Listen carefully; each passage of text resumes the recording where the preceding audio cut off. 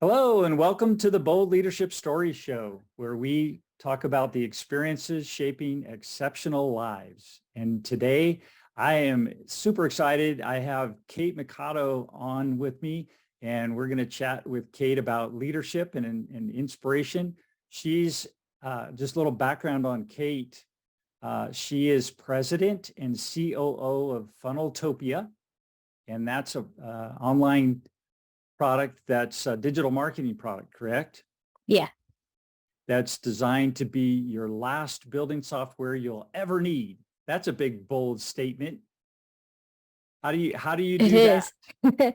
Well, so what I love about our software is we've gone through them, quite a few of them. If Uh-huh. you can name the software, we've probably had it. And Uh-huh. with ours, we really wanted to take the best of everything. And so what we ended up doing was finding something that had all the best pieces of CRMs, of pipelines, of you name it, funnel building, email marketing, so on and so forth. And then Okay. we took that software and then we built on top of it our own code. We have our developers and we have some amazing guys with brilliant brains, including my husband Hawk, who Mm-hmm. have done things with software that it shouldn't do.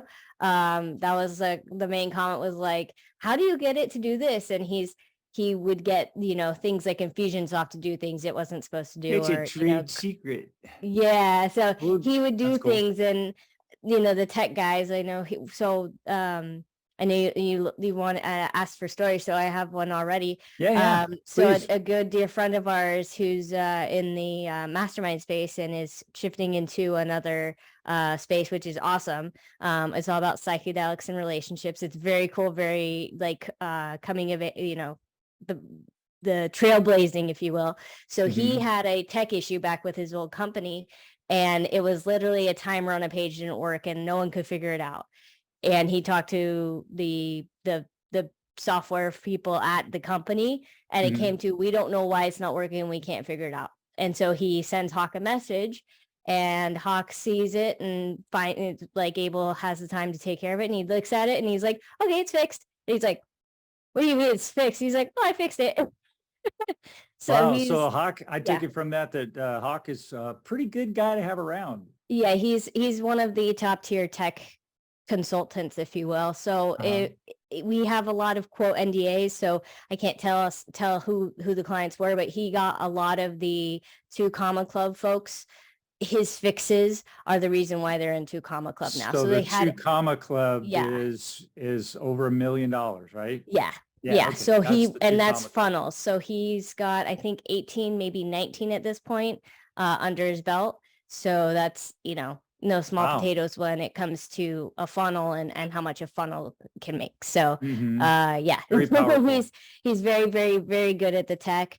And so for me, I just feel very appreciative when we say something like, you won't need another software. You really don't, because like from our company, we run our company on the software plus a Mhm. project management system. That's it. So as we're talking about this, I'm just gonna pull it Yeah. up here so you can share it because you got everybody's attention now on that, that Yeah, funnel. so this is like our website page. We give you kind of a really good overview of all the things it can do and kind of why we built it. So Uh-huh. this really came down to, when we were forming this company, we were in the it was actually my mom's living room in the middle of COVID, and we said, what do we want to build next? And we just come off of a very challenging business partnership breakup. And so we were kind of regrouping, figuring out what we wanted to do next. And this Uh-huh. was what we came up with. And it was basically like, we're going to serve these entrepreneurs and we're going to help them with their marketing, and we're going to do it in a way that is the best service bar none. We care deeply about actually getting them leads. We saw a lot of people making a lot of promises but not delivering. And Hmm. so we have a guarantee we'll help you get the leads. And our best clients have done that and more. They've smashed those, initial promises where I think one client got like 800 leads in a week, with the right systems, processes in place. Wow. So it's a really powerful system when used and when used in the right way with the right business. So like I said, we have just about everything in there, and we'd like to say when a client asks, oh, can it do this? If it doesn't, we'll say, just wait a minute, we'll build it and then you'll have it. Oh, wow. Okay. Yeah. That's really amazing. So Yeah. looks like you can join for free too. Yeah, so we have that's our, I think that's our 14-day free trial page. So we have Okay. a few different ways that people can get into our world, and so a lot of them are lead magnets. We have lead magnet creation frameworks, and we have 100K in 100 days challenge that we do, Mhm. and we have a lot of really fun, cool things that people can do to get into our world. So it just depends how you get there. But we, like I said, we really tried to be very, very robust from that perspective. Yeah, well, looks great. You've got this is the kind of the back end. You've got it. Yeah, so this Training is, so center. say you're in and you're ready to go. We have a training center, we have a community, we have a help docs, we have just about anything and everything that we use to build our business all available. So Mhm. I've got Those- copy templates, we've got build templates, we've got everything you need, your onboarding. We've really tried to make it as easy as possible to for the person who's lay to be able to do it. So I am our best client, honestly. Like, I don't know technology very well, and I uh-huh. can get around our system. So that's what I always share with people who are looking to get on with me. I go, look, I don't even know how to do this, and I can successfully put together a funnel and a workflow and an email system and everything. And it's very straightforward. The UI is very good. So and if you do struggle, just like me, you can talk to one of our top tech teams. Obviously, you got to be on the membership that you get access to that. But we Mhm. have a really, really solid tech team, including Hawk, which, as you heard, he's kind of one of the best in the industry. So that's really where we try to be supportive for people who don't know technology to be able to run their business, and Mhm. focus on their genius and their expertise. Fantastic. So you've got basically an all encompassing product, and who's your target audience? Who's your target market? Well, so we've been really looking into expanding in the real estate industry. So we were working with primarily coaches, consultants, but at the same time, this really works for, and I was just working with ChatGPT on this. I was like, so who wants marketing, and software systems? And it's like this industry and that industry. And it depends what you need to do, but it works for small businesses. It works for medium businesses. It works for big corporations. It works for, if you're in real estate, if you're in insurance, if you're in manufacturing, if you're right. So it's really, I say I don't want to pigeonhole us in, but we do really like working with the real estate folks, just because we love and have a passion for real estate. So So is it um, commercial or residential or both? it's both. It's mostly for agents to connect with and get motivated sellers. We have a digital deal flow that we've built, and he's worked with real estate coaches in the past as well. Mhm. So that's how he put the model together. So they had a funnel up and running with a run rate of, I think, 6 figures in 9 days, something crazy like that, just with what was already in place, right? So Wow. if you've got something already going and you add the online funnels to them, it's just rocket fuel. So that's where we've been working with that, and we're putting together them for different industries. So you can be a short-term renter, you could be an agent or an investor, and we kind of put together a funnel that will work for whatever kind of industry you're in or who you're looking to connect with. Okay. And then I see you're also steeped in the commercial side.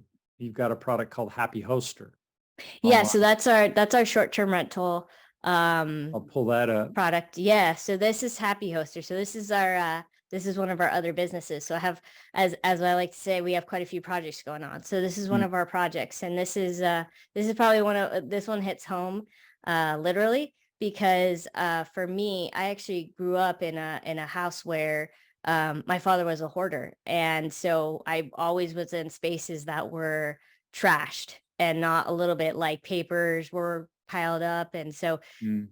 now I love and have a passion for creating spaces that feel like home for people. Mm. And so this is that endeavor for me. And so I actually were, in doing these, we basically are renting houses room by room. We have a, proprietary model we follow, which is basically called the super hoster model. And then happy hoster is us doing it for you. So you don't have to deal with what it takes to get a house ready to host in this manner. And what we're really excited about is helping people fill their rentals and be able to get the most out of this model, where you're not having to do nightly turns, you're not having to deal with paperwork and taxes and this, that, and the other. And so we really help people with that process between managing, marketing, maintaining, and maintaining their homes. So give me an example of that. Who would be a target person for that service? Yeah, so it's either someone where they're kind of hemming and hawing if they're going to sell. They have a property and they're thinking about selling it, and they don't want to go the traditional rental route, or they might have been doing traditional rentals and they're just tired of the headache tenants. This is really great for them, because what we end up doing is, by renting the way we do, we reduce the damage costs, we reduce the risk, we increase the length of terms of the tenants. So like one of our guests stayed 4 years through this model, and it's really great because it's serving these month-to-month people where a traditional rental doesn't really make sense for them, and they're not in a place where they want to buy a house. And so this is a really great option. And Hawk and I are our own best clients, because we travel quite a bit, and oftentimes, a long-term lease doesn't work for us. So we're really catering to, oftentimes, and it depends on the market space, but who we've tried to focus on are like nurses, traveling nurses, or college students who are going for their doctorates. They're in secondary school of that nature, so they're not going for like their BA. They're getting additional education, so their masters, their doctorates, that kind of thing. And so you have these professionals who are like just looking for a place to rest their head, a place to cook some food, and a place to shower. So they're really not, their carbon footprint's very small. And they really are, sometimes I can't tell we have a guest staying, like it's that that awesome from they're quiet, they're clean, they're really just trying to have a place to stay in the situation they're in. So really, that's really happy hoster. Yeah. That sounds really cool. You're really serving the market in a way that's important, it sounds like. And you're helping both sides. You're helping the investor / owner, and you're also helping the renter. Yeah. To have a great experience. And we're working on expanding that model too. So awesome. So from the investor standpoint and cash flow, what is that? How does your service impact the cash flow, and can you actually increase your net operating income with that? Yeah. So the cash flow. Just as an example, when we were talking to someone, so let's look at apples to apples, a traditional one night stay Airbnb versus what we do, where their nightly, they were making more revenue, but their profits were getting eaten up with the turnovers, the cleaning, the damage fixes, all of that. Right. So they were ending up walking away. Let's say it was $200. Well, while we weren't making as much revenue, the profit was significantly higher, to where the cleaning fees massively reduced, because it's a maintenance cleaning, not a complete full turn. The damage is reduced, so we're not paying for fixing holes in walls from parties, that kind of thing, right? So if I were to look at that, it'd be like $500 profit versus $200 profit, is just as an example. But the other piece is, we can often get more than market rate. It's very volatile from location to location, so we can only use the ones that are in our portfolio. But just as an example, we can get 1.5 to 2 times market rate just in our own portfolio. So it's we increase it massively, we decrease the headaches. It's a lot of time, you get your time back kind of thing. You have a peace of mind, because we're the ones dealing with the 2 a.m. phone calls that they can't get into their get into the room, you're not having to deal with that. So that's part of, what you get when working with us from that perspective. Very cool. And then what other types of suppliers would be interested in this, or could be partners with you in these kind of deals? I know real estate is a lot about, it's not a solo effort. It's a group effort. Yeah. So who else do you work with? Or loan officers or property managers or? Often agents. So if they're looking to purchase a home, we'll work with an agent to find the right location. So for us in Henderson, we have a great locale in Henderson that we like investing in.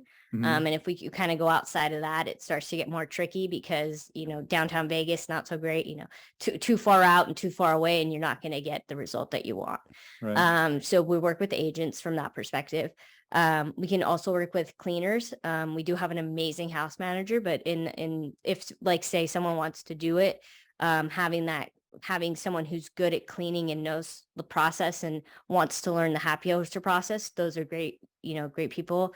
For us, it's really, the best people are, people in the space of property managing, they're familiar with the game and from the old model perspective. And we really help bring this new model, that makes it a lot easier for just everybody all around. So, that's what I would say. You can't manage a property without a property management license. So that's another thing that I don't think a lot of people know. So a lot of these people who are arbitraging, they're not 100% following. So it's really important that people know, having somebody who knows, the legal aspects of it is really important. And so that, I imagine being insured too would be probably an important part. Yep. Insurance. We have a load of insurance to handle all of that. And Airbnb does come with some as well. So they have done a portion, but that don't just leave it up to them. We want to make sure that everybody's covered and everything like that. So we lay all of that out and share the, pros, cons, and why you want to work with us. So you don't have to, like I said, don't deal with those kind of legal challenges that can come with this industry. Yeah, I remember when Uber was first starting up, and I chatted with a number of people who were doing that, and it's it's a cool system, but if you're driving or using that service, being insured properly is really important, especially if you're using your own car for commercial use and you're not insured for that, and you get in an accident, it could ruin you. Yeah. You really have to know the game. You have to know the game you're playing. And so that's just the biggest thing is we're really big on educating. That's why we put our course together. So it shows you exactly how we do it. Like if you look at any of our houses, we've really got the furnishing dialed in. So you're not questioning what furniture should I get or how should I set this up? We have our model. It works. We know it works, and it attracts the person that you want to stay in your house. Like it's not 100% guarantee, obviously, but we put a lot of filters in to really help keep that guest the list filters tight. being in the digital marketing aspects online. From our marketing copy to our screening process to when they're asking to stay. We know what to ask them, what not to ask them. There's certain things you can and can't ask legally. So we do a really good job from that perspective to where we'll weed out, any questionable things. And we've learned a lot over the years. We've been doing this over almost a decade now. So. Okay. So great. Lots of great experience. So change gears. I want to go back to your profile a little bit.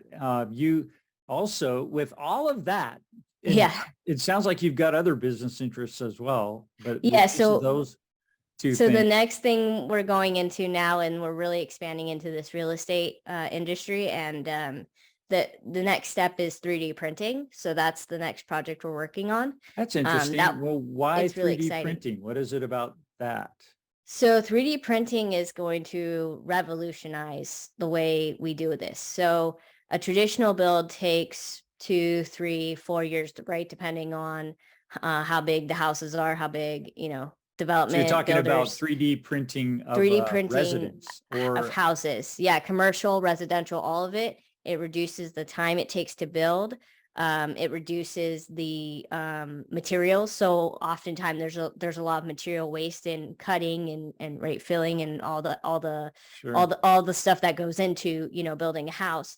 And then lastly is it's actually safer because it's so precision built, because it's being printed, that they're more safe. There's no, like, quote, human error that happens when you're cutting or, building a house. And so it's just this incredible mix of, right time, right place, where this is going to be the future of home building. And we're going Mhm. to help pioneer that in a lot of ways. There's one big builder who's currently doing it, and we can see that, we're here in Phoenix now, and we're looking at doing some projects here. And it's a very exciting landscape at the moment for this. Awesome. Well, that's exciting. I've seen 3D printing smaller, like in the production environment, Hmm. in different materials. They even do metals now, and they do Hmm. different plastics and thermoplastic um, and it's just really amazing how much that's grown. And now you're saying that they can actually scale it up to build a residence or an Yep. apartment. Yep. And the really cool part is it's not limited like traditional buildings are, because it's 3D printing. It's kind of like whatever your imagination has, it can do. So we've been talking about building a dragon house, and we've been talking about doing the He-Man skull. So these Okay. are all very doable projects with this technology. And so the reason why it works so well is because you're combining this 3D automated process with a robot. So with robotics, it's just an incredible technology that we just haven't seen anything like it. And it's Yeah. just really coming to the forefront now. I used to do work with Apple Computer, and a lot of things, everything we did with them ultimately was on 3D CAD. And then Hmm. I just spoke this week with a gentleman who's a president and CEO of a company that builds oil refineries. Hmm. And that's all done on the computer before they model it. Everything's done completely on the computer. And then they can actually put pressure in the pipes and check all the valves and build all of the bills of material to purchase everything and set up the costing and get all the logistics done really quickly, and it saves them a ton of time and they get Yeah. more accurate. So I imagine that's the same kind of benefits you'll see. Yeah, it's really, really interesting. As far as, so there's a few ways you can do it right now anyway, which is some people will build and then keep in warehouse the parts and pieces and then take them to the build Sure. site. Right. And then there's also the ability, right, with good weather and things like that, actually building on site, which is really cool. So Mm. we're looking at both. As far as printers go, there's a lot of different kinds. Like I said, there's ones that are robots and they run around and build the house. There's, you know, uh, ones that will actually just kind of go across. So, and then you move it and then it builds the next part, right? So they have a lot of different ways to do it. There's a lot of different printers out there. So it's a really, really, really cool place. It's very exciting being a part of it and seeing just the implications of how quickly and cheaply we can build. I Hmm. know the conversation of affordable, which we like to call accessible housing, has Hmm. been a big conversation lately, and this definitely will cut us to getting to accessible housing much faster, in a much more scalable way than we've been approaching it. And that leads into our big mission and passion behind this, which is we want to use this technology to help end homelessness, where we can build these apartment complexes designed for people who need a space, who are in transition, who, for whatever situation reasons, they're in a tight spot or in a tough place and they need a place to stay. And we'll have the resources, services, everything set up, designed so that they can get back on their feet. Like I said, we have these 3D companies, so they can come, we'll train them, they can join our company in whatever regard. Like, we've got something for them. If they're, can follow a checklist, they can be our cleaners. If they're really interested in engineering, then if they got a manufacturing background, they'd be great to fit right into this, 3D printing stuff. So we're really excited about serving the community, giving back, and also doing it in a profitable and sustainable way where we can actually keep doing it, and it's not reliant on donations or things where if the donations don't come, we're not successful. It's like, no, we've got a business, we're running a business. As long as we're doing our job on the business side, we can take care of things on the social side. Right. And you're like a powerhouse with that, because you've got, from arguably, I think, because I've got a digital marketing background. I've been certified in digital marketing strategy. So I know enough to be dangerous, but I know enough too to know that, the funnels are an incredible tool. And with what the horsepower behind them that you're putting in with Funneltopia, sounds like a real winner, and that you can pretty much dial those funnels in to track whoever you want to into your marketing and Absolutely. sell whatever you're Absolutely. selling, and do it fast without, without a lot of expertise needed and without a lot of expense. That's a great point. And we really like using, lead funnels. We help people. It doesn't matter if you're a restaurant, doesn't matter if you're a marketing agency, a coach, a realtor, what have you. Everybody needs leads and everybody needs a sales. Sure. The Yeah. original funnel was, born 10,000 years ago, right? With the first merchant saying, "Hey, try a piece of my fruit. It's the best fruit." Right. And boom, you got your lead, and then they eat it, they like it, you got your sales. So we really try to look at it from that perspective, that our online funnels are no different than that. It's simply that we've taken what works offline and put it online. So with that philosophy in mind, we really try to come at it from a different mindset than, okay, I'm going to build a website to, I'm going to have a customer experience. I'm going to bring people through this journey. And it doesn't matter where you are, as long as you have the processes in place to have leads come in, have that sales conversation, and really deliver a really wonderful experience. Like that's the thing that's the differentiator now. It's like who has the best funnel online, because if you don't have it, now it's getting to the point where you're seeing it impact your business. Sure. Oh yeah. And it's important. What you're able to do then is design in an oh wow moment. It's like, that includes both the emotion and the logic side. In sales, I've been in business to business sales forever, 40 years. And one of the biggest challenges was creating that emotional side. I sold to engineers a lot, and their spidey sense is really tuned into anything that's salesy, right? So you have to be very direct and move them through the process at their speed. And so it's important to know who your audience is with a funnel, so that you can gauge pretty much how to help them get through this customer buyer's journey, right? Yeah. And so you're able to do that with your tools, create that the awareness up front, and then the engagement, and then the subscription, and then create a so on and so forth. kind of Exactly. presentation, right? So you're creating an oh wow moment, and they say, wow, I need this. And you've got both the emotional side and the logical side. So you take that as then you present the offers, then you can upsell, downsell, cross sell, whatever you want to sell. We've seen as many as 17 upsells right? on the back end. So sure. Yeah. Then you can do all of the, then you get an advocate, and then you get a promoter. And those people are the ones that help you inform the beginning of the funnel again. So you don't have to do as much marketing, because you've got people saying, don't take, my word for it. Talk to my customers. Our favorite problem to create is when a person says, please turn it off because I have too many people to talk to. I've got too many sales conversations to have. And we've had that happen. Not a lot. Like we don't want to overwhelm, but some people who have had a lot of good processes in place on the back end go, please turn off, because we have, have a lot of people to talk to. Dial that into whatever your needs are and whatever your capacity is. That's a good problem to have. It's a great problem to have, and it's always funny to us. It tickles us a little because they're always happy to have that problem.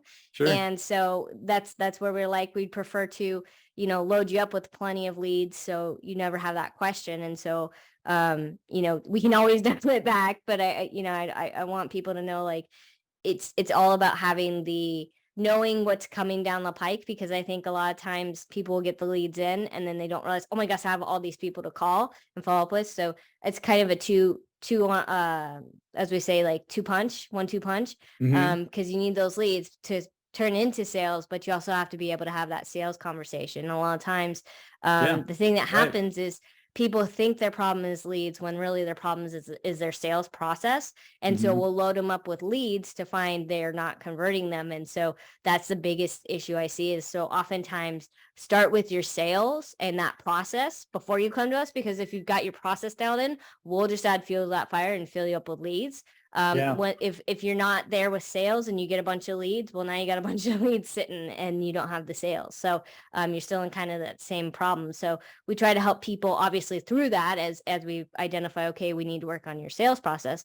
But at the same time, like knowing as you're adding online marketing and thinking about it, keeping that sales process piece in mind, and knowing I can do high ticket sales, or maybe I need to work on this, or, have sold it before you add a marketing funnel to it, because there's tons of conversation we've had where it's, I've never sold this thing before. Okay, why are we sending leads to it? Because you need to have that process down before you get to that point. So it is a bit of an education piece, Yeah, I spent quite a bit of time working with what would be called aligned sales and marketing. So you've got a sales process, which sales is a process, and marketing is a process. And it's, for me, from my experience, the most powerful is when you align the two to serve the customer and make sure that you've got those two things set up so that they're equally yoked, right? It's like you're talking about. So, because if one gets ahead of the other, then you're not using your resources efficiently. Yeah. And I think that's the biggest thing that prevents people from scaling, is they don't have, I wrote an article about it, which is basically you're in one of 4 buckets, right? You need leads and you're great at sales. You have leads and you suck at sales, right? You're great at leads and you're great at sales, or you suck at leads and you suck at sales. And so that's how you can kind of tell who's, the ones that last, right? Businesses die, I forget what astronomical, statistic it is, but it's like something like 96%.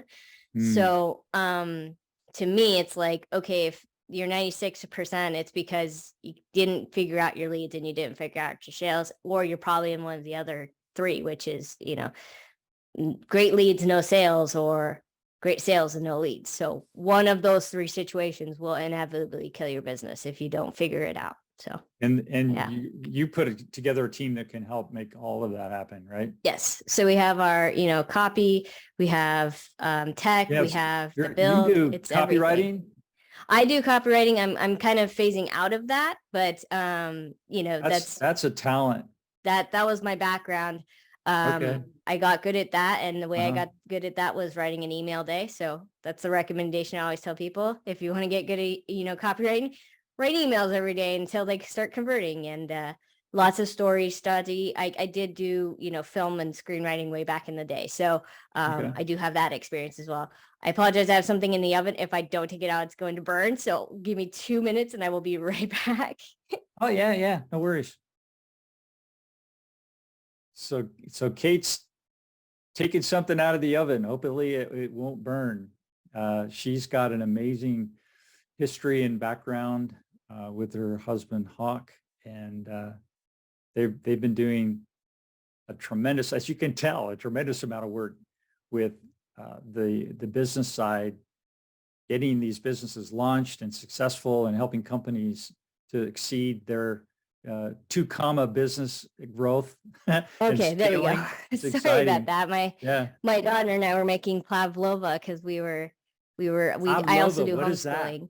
So how old is your daughter? Ron had asking. I don't know why he had both, but that's hilarious.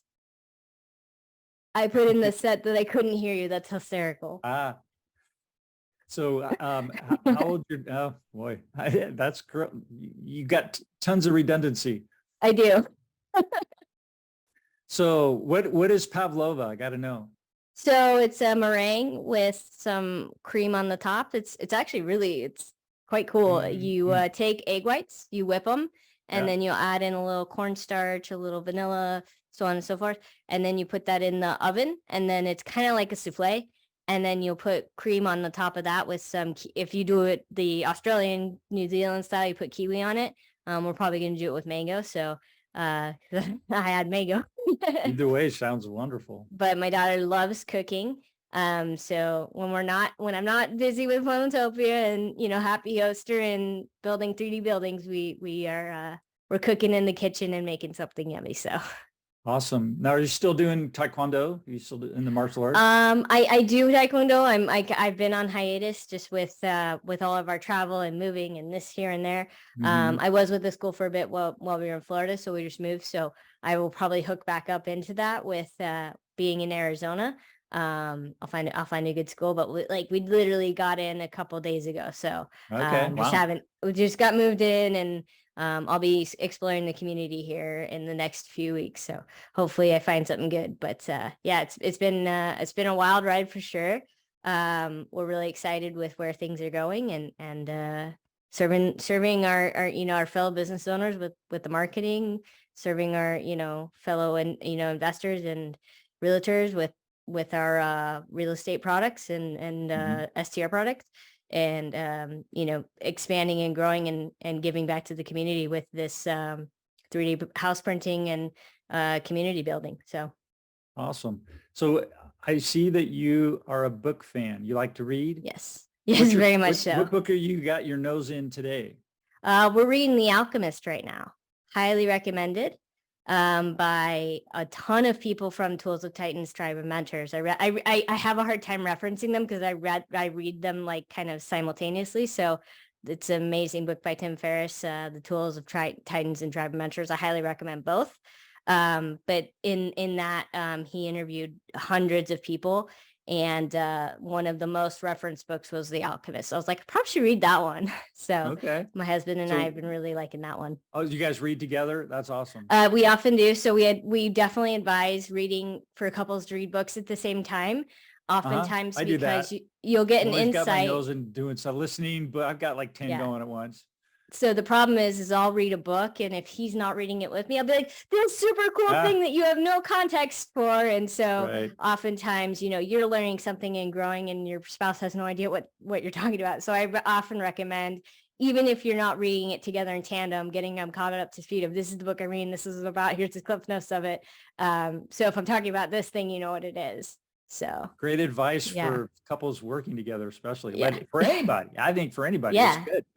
And it can be great because you now have something to connect on. You have a, mutual thing you're involved in. And so it creates this connection where my husband actually read it many, many, many years ago before he was 7. I was like, when was this book out? And it, turns out it was written, late 80s, early 90s. And I was like, I had no idea.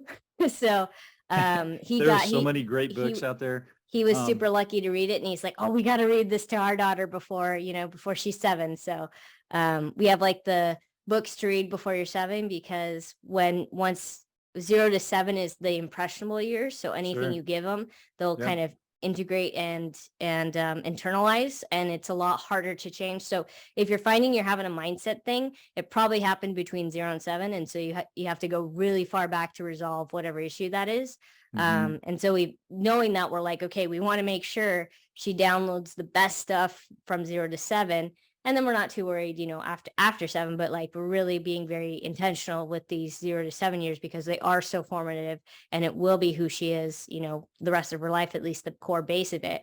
And he and I see that in our lives, where he read that before he was 7, and it greatly influenced him. Stuff I read before I was 7 greatly influenced me. So it's really, really powerful to see what you read and how, what you're exposed to, the movies you watch, the books you read, it all adds up.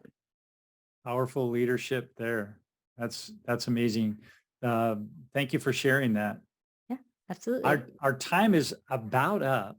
Yeah. Man, these go quick. I would like, you have time for one more question? I do, if you want. So if you didn't hear, there was a lot of happening in the background. My daughter's jumping on the couch. You didn't? See, that's crazy. No. See, so I have to all right, composure, because it's crazy town behind this background. Well, I But would never know, so I but appreciate now they're gone. So focus. yeah, I have definitely the space to answer one more question for sure. Okay, great. So with all of the projects and great work you're doing and your goal to find sustainable solutions for some of the world's biggest problems, and you're actually making a dent in that goal, that with all that going on, what was the boldest decision that you've made, and what were the consequences? Hmm, that's a great question. I think the boldest decision I made a long time ago. Hmm. And the more I've said yes to it, the bigger things have gotten, which is I said yes to just being my authentic self Mm. and not trying to do something because my mom wanted it or do it because society wanted it, but to really try and follow what I wanted. And the closer I got to success, the thing that I found was the worst of myself showed up, right? The ambitious side, we all know that, the science of achievement, the art of fulfillment. And I'd really gone down the path of the science of achievement, but I'd forgotten the art of fulfillment. And so that ended up slamming me back into God's world. And that's really where it comes from for me. And I know a lot of people will relate to this. And I don't choose, it's just one way, my way or the highway. That's not my way of operating. It's what works for me. And I see a universal truth. And I'm following the truth, as we say, and everyone's on a path and searching. And so to me, the biggest thing was realizing for me, I'm doing this not for myself, but for a greater good, a greater purpose, someone bigger than me who created me, who I care about deeply, and has the more I've trusted and the more I've let go of that control piece, the more things have just been in flow. And like I said, this is for me. So for you, it may not be true, it may be true. But that real place of following servant leadership, the example of Jesus has been powerful for me. And it's really, really impacted my life in such a way that I found great peace in the midst of some of the most challenging situations I've ever been in. And it's just got me, now I'm on the light, I'm on the path, and it's the guiding light to what my life's work will be. And I can just say it's done incredible things for my life, just saying yes and being like, you know what, we had a place we were going to stay and we couldn't get in, and it was just like I was completely at peace inside. I was like, we'll figure it out, it'll show up. We ended up staying at the hotel, not a big deal, not Hmm. ideal, but without that, my husband wouldn't have met one of the biggest GCs in the country.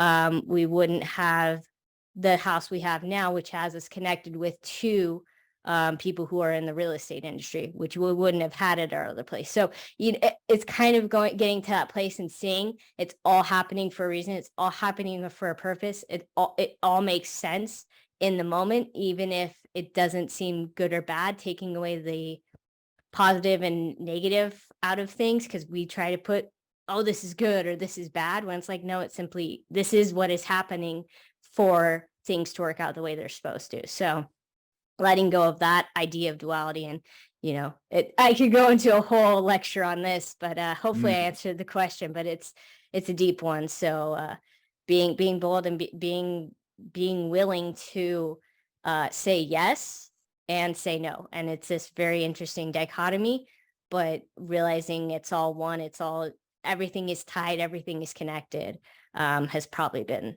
the biggest piece for me. Beautiful.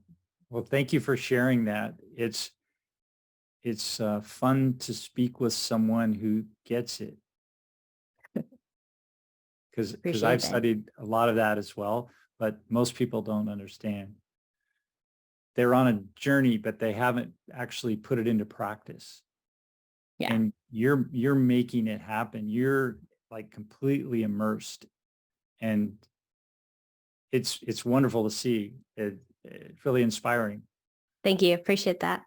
Yeah. Yeah, the best thing I can say is, if you can get to the point where you can hear the intuition of what to do, sometimes it won't make sense. And that's probably the hardest part, is getting over our logical brain, because Mm. sometimes I'm told, go wash the dishes. I have no idea why. Right. But Yeah. right.